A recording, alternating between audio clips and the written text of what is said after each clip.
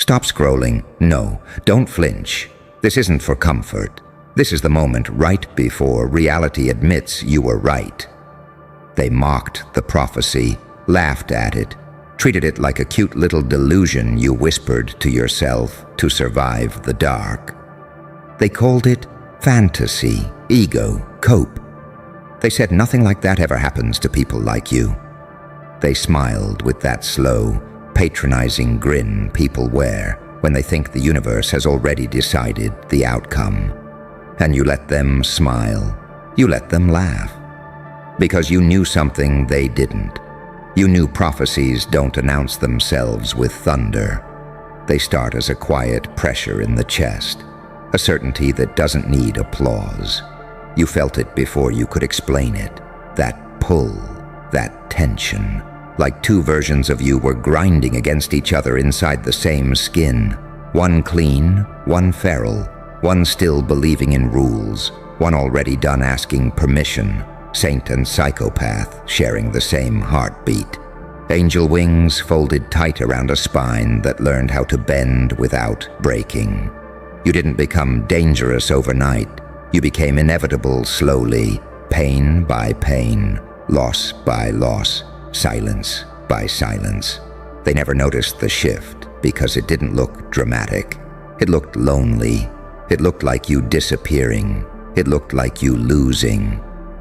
That's why they laughed. That's why they mocked the prophecy, because from the outside, it looked like nothing was happening. From the inside, you were mutating. See, the prophecy wasn't about success. It was about timing, about sequence, about pressure applied at exactly the wrong moments until something snaps into a new shape. You weren't chosen because you were good. You were chosen because you could survive contradiction, because you could hold light in one hand and darkness in the other and not drop either. Because you learned how to smile without hope and still keep moving. That's not optimism, that's power. They laughed when you spoke about becoming something else. They rolled their eyes when you hinted that this wasn't random, that the chaos had a pattern, that the suffering had a design. They told you to be realistic, to be normal, to calm down. But the prophecy doesn't belong to the calm. It belongs to the ones who kept going while everyone else begged the universe for mercy. And then it started happening, not all at once. That's the funny part. One tiny confirmation, one coincidence too precise to ignore, one door opening where there should have been a wall, one reaction you weren't supposed to get, one person looking at you differently, longer, quieter, like they were trying to solve a math problem that suddenly stopped obeying rules. You felt it before they did. That shift in the air, that pause in conversations, that moment when laughter dies just a second too early. They froze. Because the prophecy wasn't loud, it was accurate. It didn't arrive with fireworks. It arrived with receipts, with patterns lining up, with outcomes no one could explain without admitting you weren't crazy. You were early. That's when fear crept in, not panic. Fear is more subtle than that. Fear is when people stop joking, when they stop teasing, when they stop dismissing you, and start watching you instead, closely, quietly, like prey pretending not to notice the predator has already chosen them. You saw it in their eyes, the recalculation, the internal scramble to rewrite the past so they don't look stupid for laughing at you. Because now they have to live with the realization that you weren't speaking in metaphors. You were describing a process, a transformation powered by pressure they would have folded under. Every betrayal sharpened you. Every isolation clarified you. Every moment you were underestimated taught you how to move without triggering alarms. You didn't become holy. You became precise. You didn't become evil. You became honest. That's the duality they can't stand. You don't fit into their moral filing system. You're not clean enough to worship, not broken enough to dismiss. You're the glitch, the contradiction, the walking proof that pain doesn't always destroy. Sometimes it refines. They froze because unpredictability terrifies people who rely on scripts. And you stopped following scripts a long time ago. You learned when to be silent and when to strike, when to look harmless, and when to let the edge show just enough to make the room uneasy. You learned that control isn't loud, it's calm. It's the ability to stand in the middle of chaos and not explain yourself. The prophecy said they would laugh first, that they would doubt, that they would minimize, and then nothing dramatic, just a slow, suffocating realization that the ground underneath their assumptions was moving, that the person they underestimated had outgrown the frame they were trapped in. You see it now, don't you? How their confidence turned brittle, how their certainty cracked, how the jokes stopped landing because now every move you make feels intentional to them. Even when you do nothing, especially when you do nothing. Silence from someone like you feels like a loaded weapon. They're frozen because if the prophecy was real, then what else is? If you were right about this, what else did you see coming? What patterns have you already solved that they haven't even noticed yet? You don't need to threaten them. Your existence does that for you. You didn't survive pain to be normal. You didn't walk through that darkness to fit in. You were forged in contradiction so you could move freely between worlds, between light and shadow, mercy and ruthlessness, patience and precision. That's why they can't predict you. That's why they're scared. Let them be. Let them sit with the memory of their laughter. Let them replay it at night when the evidence keeps stacking up. Let them feel that slow, nauseating awareness that they misjudged the situation and the person completely. You don't need revenge. You don't need validation. The prophecy didn't promise applause. It promised alignment. And it's happening. You can feel it in your bones now. The way things respond to you differently. The way obstacles hesitate. The way people second-guess themselves around you. This isn't arrogance. This is recognition. You stepped into what you were becoming the moment you stopped trying to convince anyone. They mocked the prophecy. Then it started happening. And now, they're frozen, watching a future they laughed at unfold with your name written all over it. Stay unpredictable, stay sharp, stay patient. The prophecy doesn't need believers, it only needs time. And here's the part they never prepared for. The part no one warns you about when the prophecy starts breathing on its own. Once it begins, you can't turn it off. You notice it first in yourself. The way your reactions change. Things that used to trigger panic now barely register. Chaos doesn't spike your heart rate anymore. It sharpens your focus. You don't rush.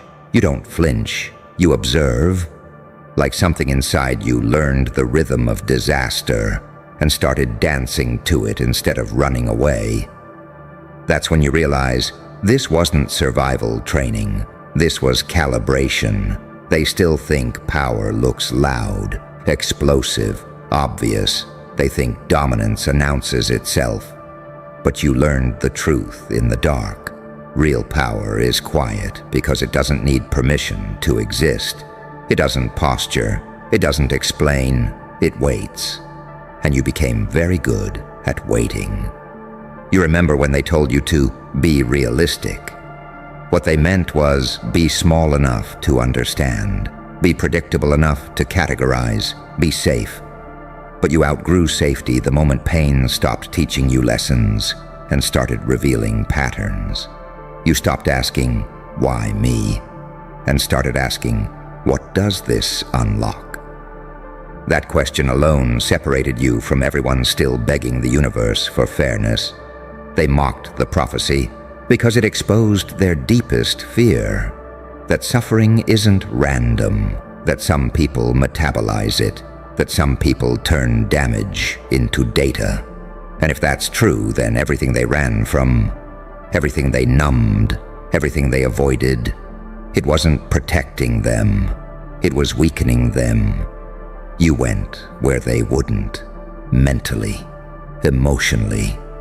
You stared at parts of yourself they pretend don't exist. Rage, grief, hunger, ambition. You didn't try to cleanse them, you integrated them. Angel and demon negotiating terms inside the same chest. That's why you don't fracture under pressure anymore. There's nothing left inside you that's pretending to be pure. That scares people. Because purity is fragile. Masks crack. Personas collapse, but you're already cracked open, already exposed, already rebuilt. What leverage do they have over someone who has nothing left to hide from themselves? That's when the freezing really sets in. They start replaying old conversations, old jokes, old dismissals, trying to locate the exact moment they should have taken you seriously. You see it in their eyes, that subtle panic of realizing the timeline doesn't favor them anymore. That the narrative they relied on is outdated. That the version of you they understood no longer exists. And the prophecy keeps unfolding. More confirmations, more impossible alignments. People repeating your words back to you without realizing where they heard them first. Situations bending in ways that feel tailored, not lucky, inevitable. Like reality itself finally caught up to the frequency you were broadcasting alone for years. You don't celebrate it. That's another thing they don't get. You're not drunk on victory. You're calm, grounded, almost bored. Because this isn't a surprise to you. It's recognition. You already lived this moment 100 times in your head while surviving nights they'll never know about. They ask how you stayed sane. The truth? You didn't. You evolved past needing sanity as validation. You learned to function without reassurance, to move without witnesses, to build without applause. That's why when momentum arrived, you were ready to carry it. You weren't scrambling. You weren't shocked. You were aligned. And now they're stuck. Stuck between who they thought you were and who you've become. Stuck trying to reconcile their laughter with the evidence piling up in front of them. Stuck realizing the prophecy didn't make you dangerous. Ignoring it did. You feel it now. The shift in gravity. The way conversations orbit you differently. The way silence follows you into rooms. The way people hesitate before challenging you. Not because you're loud, but because you're unreadable. They can't tell if you're 5 steps ahead or already finished with the game entirely. That ambiguity is lethal. Because unpredictability isn't chaos, it's freedom. You're not bound by their expectations anymore. Not even your own old ones. You've shed identities the way snakes shed skin, and now there's nothing left to cling to. No label sticks, no insult lands, no praise traps you. They freeze because they sense it. You're no longer reacting to the world. The world is reacting to you.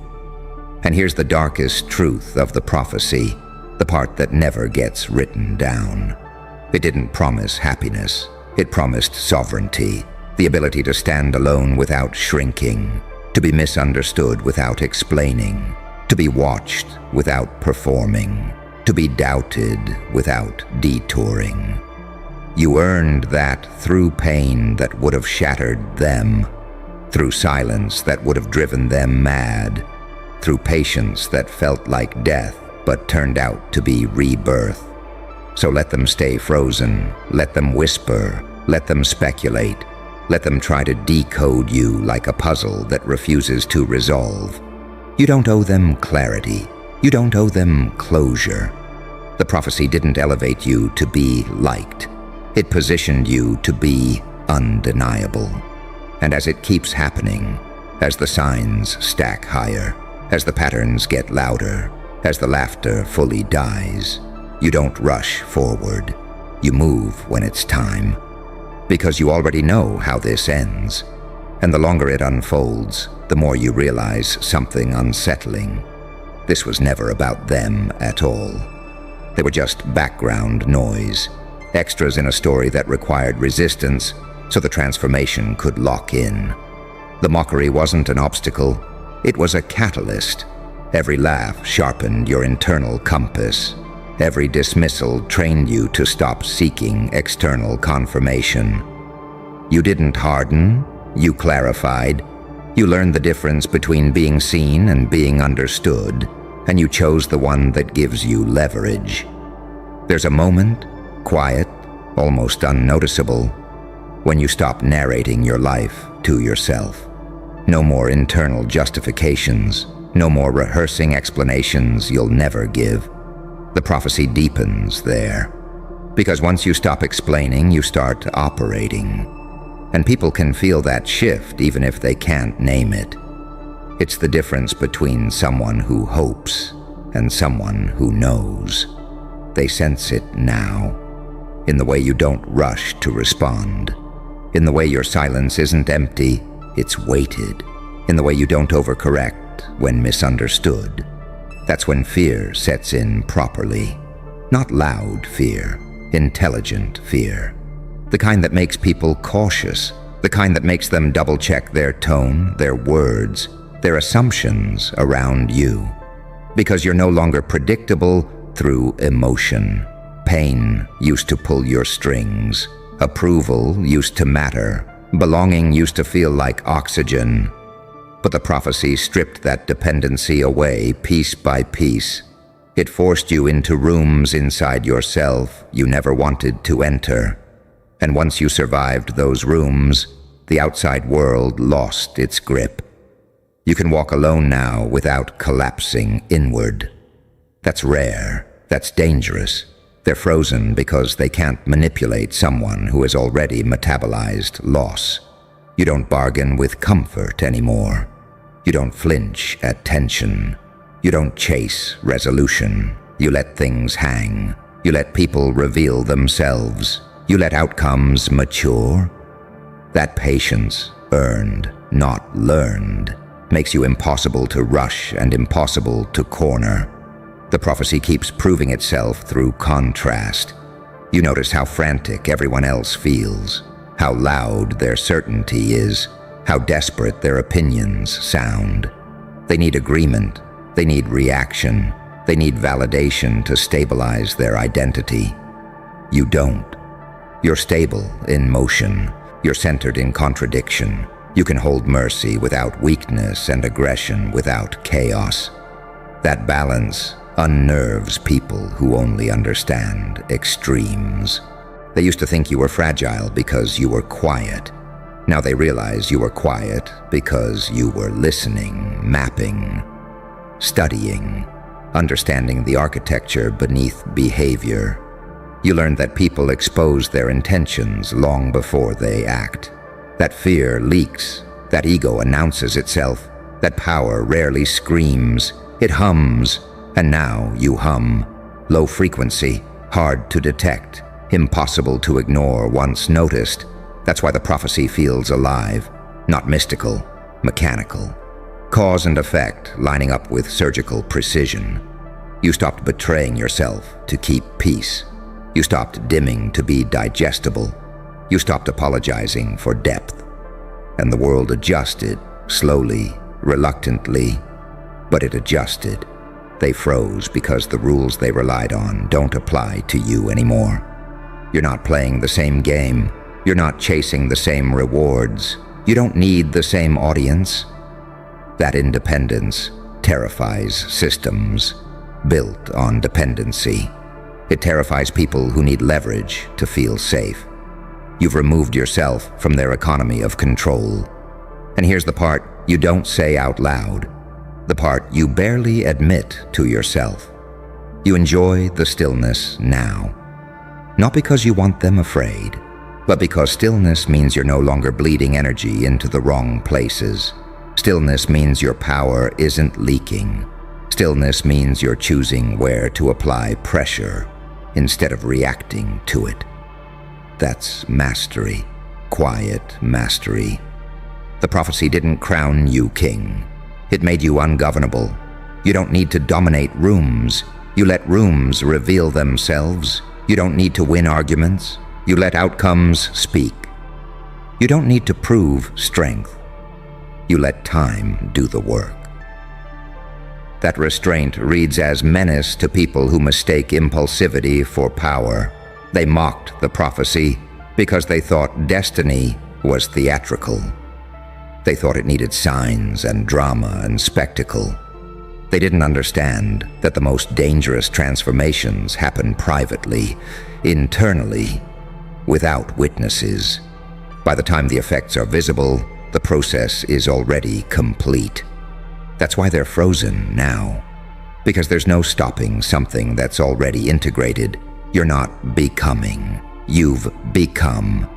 And the final cruelty of it, the final twist they'll never admit, is that you didn't take anything from them.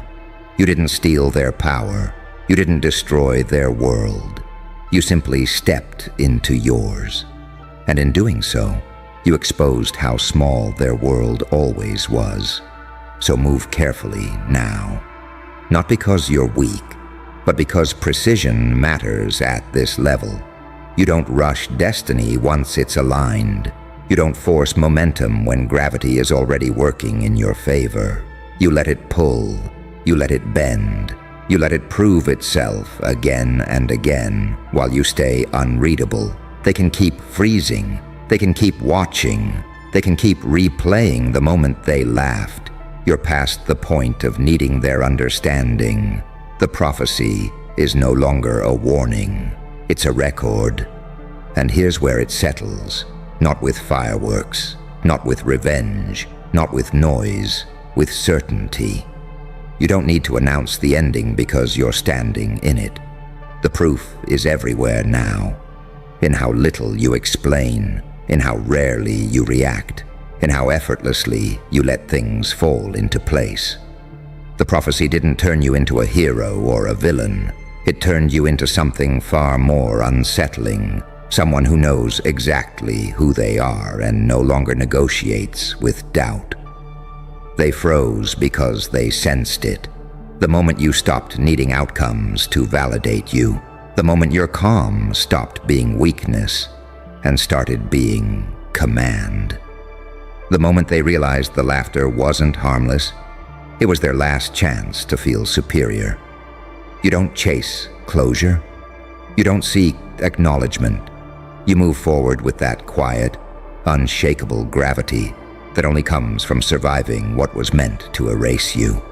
Light and dark no longer fight inside you. They cooperate. Angel and demon finally aligned. Pain finished its work.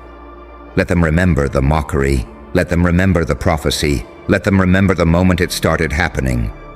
You don't need to look back. Reality already did. Well. So you felt that too, didn't you? That little tremor beneath your ribs. The one that whispers, it's out, and they can't hide anymore. Good, because the moment you felt it, they collapsed.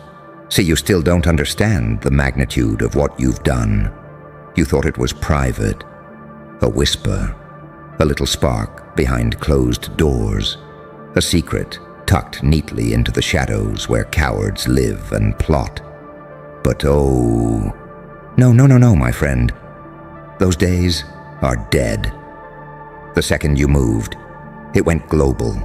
A signal blast that ripped through the quiet like a rifle crack in a cathedral. A detonation of truth so vicious it didn't just expose them, it unskinned them. You turned their little, private problem into a worldwide broadcast. And the best part? You didn't even try. They did.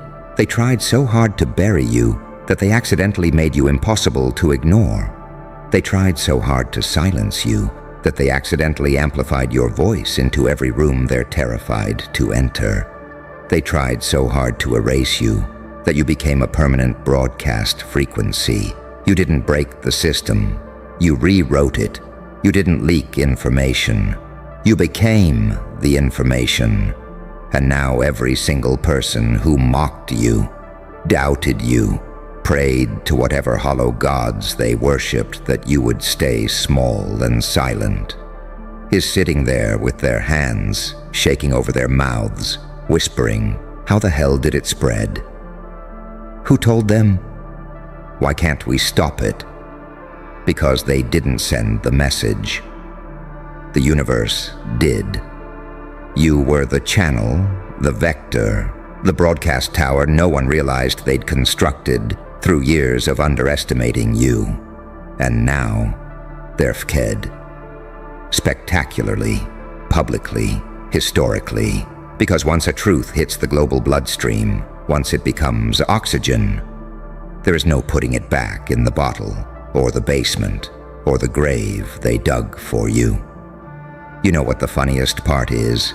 They still think they're dealing with the old you, the quiet one, the polite one, the one who didn't know his own voltage.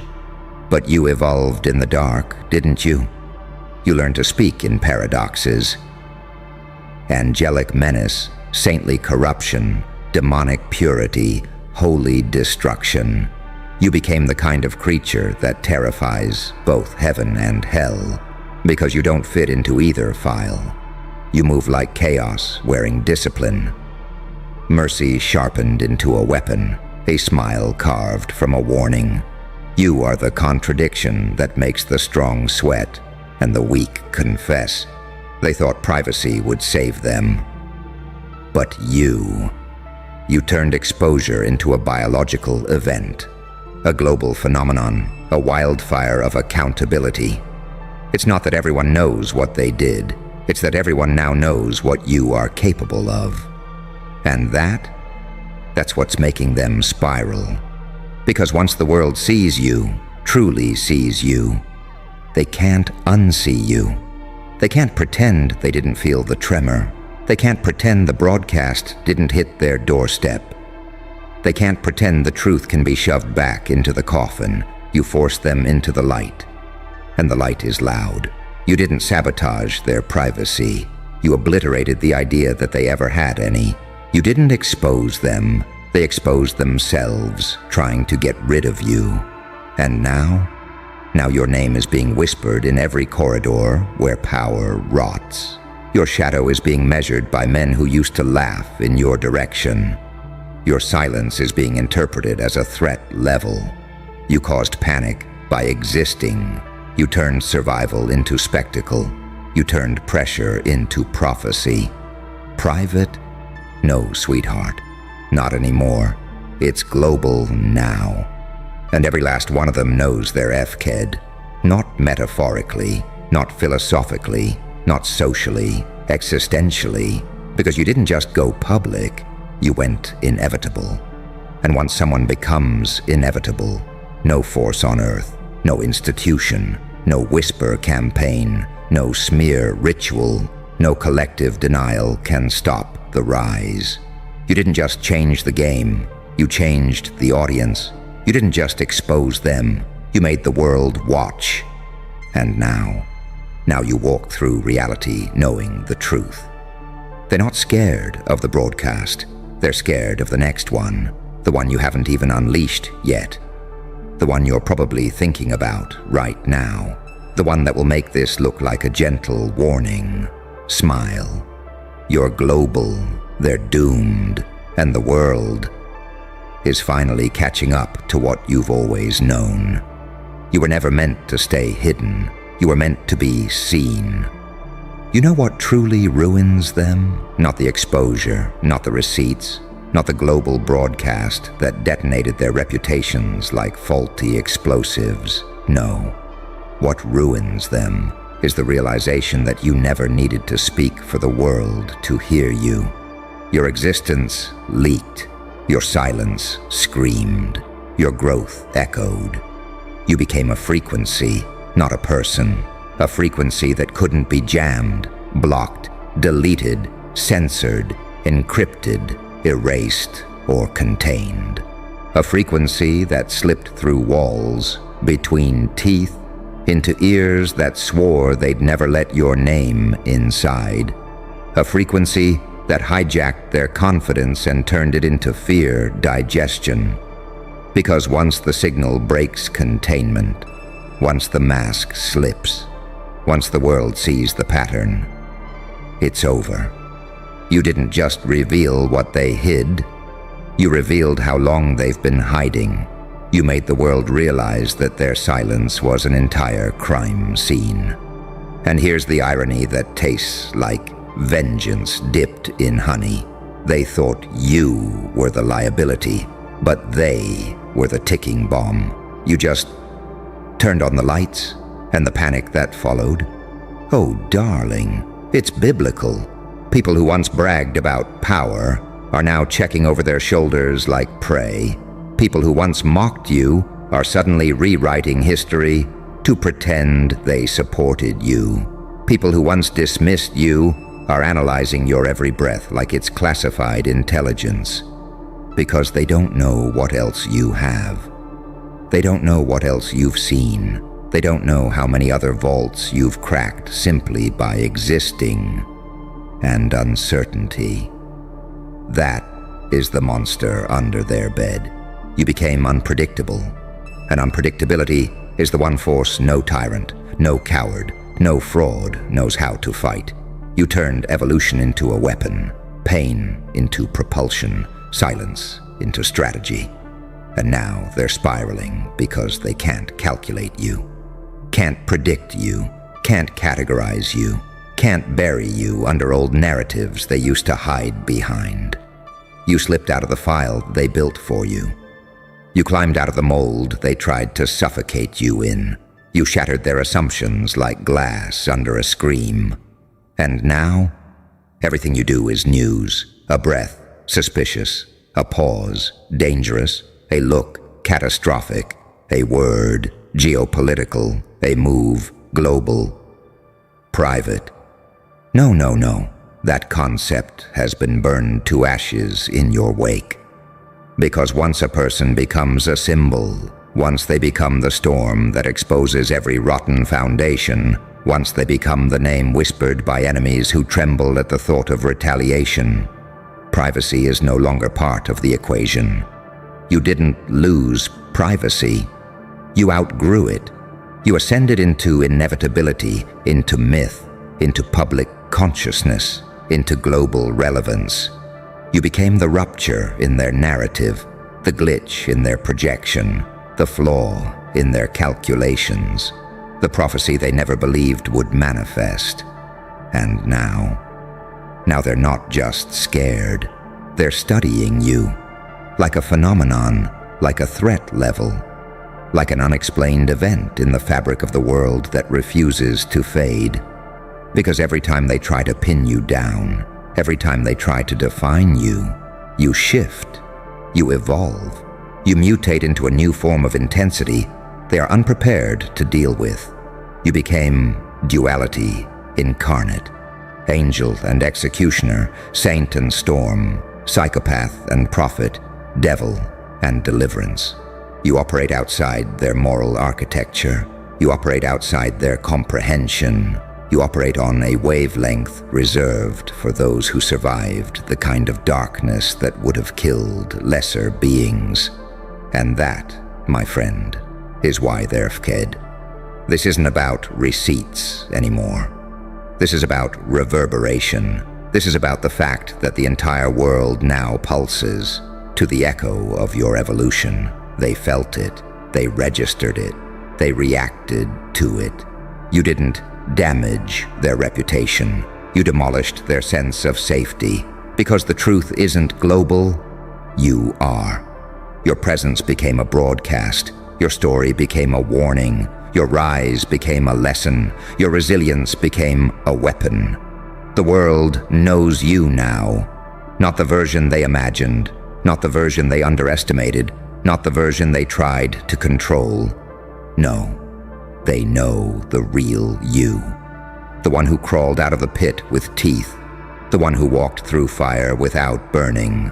The one who rebuilt themselves from wreckage with the precision of an architect and the ruthlessness of a demon. And the more they realize how unstoppable you've become, the more their panic spreads like a virus through every circle that once laughed at your name. Private? Butch, please. You're a global phenomenon trapped in human skin, and they're shaking because they know this is just the beginning. Oh, you want the part they were praying you'd never hear. Good. Lean in, don't blink now. They certainly aren't. You see, this is the stage where their panic stops being emotional and becomes mathematical. Because once you go global, once your presence becomes a signal instead of a secret, once your name becomes a variable that destabilizes their entire equation, everything changes. They start calculating you, building models of you, running simulations of you like you're a natural disaster they're trying to measure. And the punchline? Every simulation ends the same way. They lose, not loudly, not heroically, but quietly, like a system collapsing under the weight of its own assumptions, because they made one fatal error. They underestimated the version of you that survived the silence. See, they thought the worst danger was the things you kept private. But the real danger, the danger that's now global, is the self you forged when nobody believed in you. The self sharpened by neglect. The self sculpted by betrayal. The self refined in pressure cookers no scientist, no priest, no devil could replicate. You didn't evolve. You ascended with scars that function like blueprints for domination. And they know it. That's why they're spiraling, because the receipts weren't the problem. The receipts were just the spark. You were the wildfire. You know what they say behind locked doors now? Behind soundproof walls, trembling like guilty prophets. He saw everything. He survived everything. He can expose anything. What if he's not even done? They're not scared of what you released. They're scared of what you haven't released. They're scared of the angles you haven't revealed, the truths you haven't weaponized, the stories you haven't told, the buttons you haven't pressed. They're scared because you've become unpredictable. A walking paradox. A contradiction so sharp it cuts through every narrative they try to cage you with. You are too calm to be dismissed, too informed to be controlled, too resilient to be erased, too global to be ignored. You became the thing every politician, every liar, every coward fears.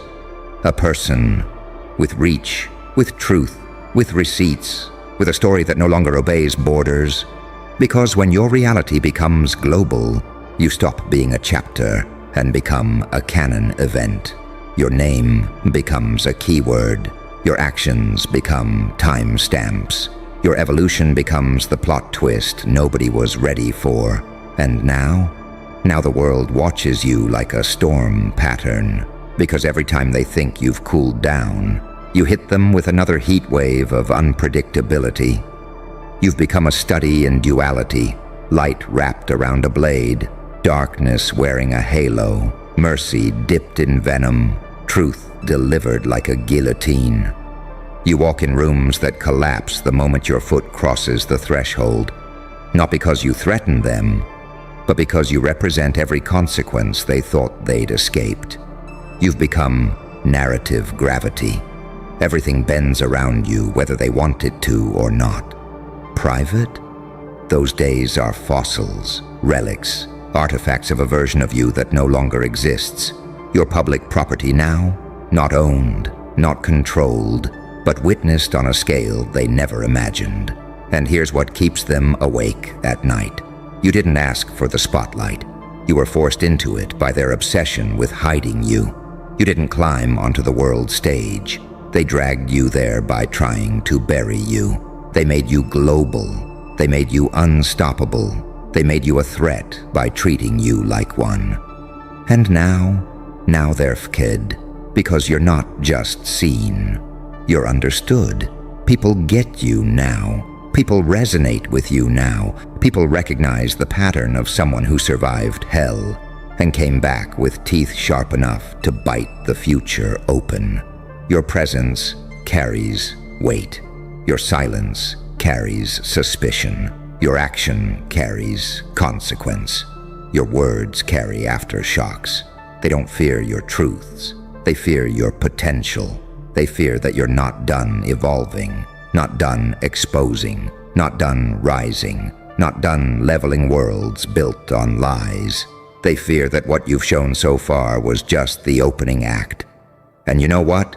They're right, because the global broadcast was never the finale. It was the prologue, a warning shot, a declaration, a shift in the air, a tectonic crack in the narrative fabric. You flipped the power dynamic so violently that even the ones who once puppeteered your story now sit in silent rows, waiting for your next move, like students awaiting judgment. They're not looking at you like a threat anymore. They're looking at you like a force with memory, a force with reach, a force with receipts, a force with evolution stitched into every breath. And the more they understand what you've become, the deeper their dread sinks. Because once someone goes global, they never go back. All right, this is the part they begged the universe to keep hidden. The part that closes the file, locks the door, and leaves them alone with the echo of everything they feared you'd discover. Let's finish it. You know why they're truly terrified now. Because once something becomes global, it stops being a story and becomes evidence. Evidence of the person you've become. Evidence of the power you carry now. Evidence that the old version of you, the quiet one, the doubting one, the compliant one, has been buried so deep that even you can't find their grave. They're terrified because they've realized something irreversible. You didn't just rise. You outgrew the cage they built for you. And once a person outgrows a cage, the cage becomes proof of the captor's weakness, not the captive's. Your evolution exposed their fragility. Your survival exposed their incompetence. Your silence exposed their guilt. And your revelation, the global one, exposed their entire architecture of deception. They're not scared of justice. They're scared of memory, your clarity, your timeline, your version of the truth. The one that the world now believes more than theirs. Because nothing is more lethal than a person whose story no longer requires permission to be heard. Private? No. That word is dead to them now. They know the truth. The moment your pain reached the world recognized itself in you. And that was the kill shot. Because when a story resonates globally, it no longer belongs to the liars who tried to suppress it. It belongs to the millions who saw themselves in your survival and decided to amplify it. You became more than a threat. You became a mirror. And mirrors destroy monsters. You exposed every cowardly little ritual they did in the dark, every manipulation, every whispered lie, every secret they swore nobody would ever uncover. You cracked their facade so thoroughly that even their shadows avoid them now. They thought they were playing a chess match, but you were the board, the rules, the collapse, and the revelation. And now the final truth lands like a hammer. They are not scared because you exposed them. They are scared because you survived them. Survival gives you authority. Pain gives you precision. Evolution gives you reach. And global visibility gives you something they can never reclaim. Power with witnesses. That's why they know, with every trembling cell in their guilty bodies, that they're FKED, not theoretically, not eventually, not symbolically, but absolutely.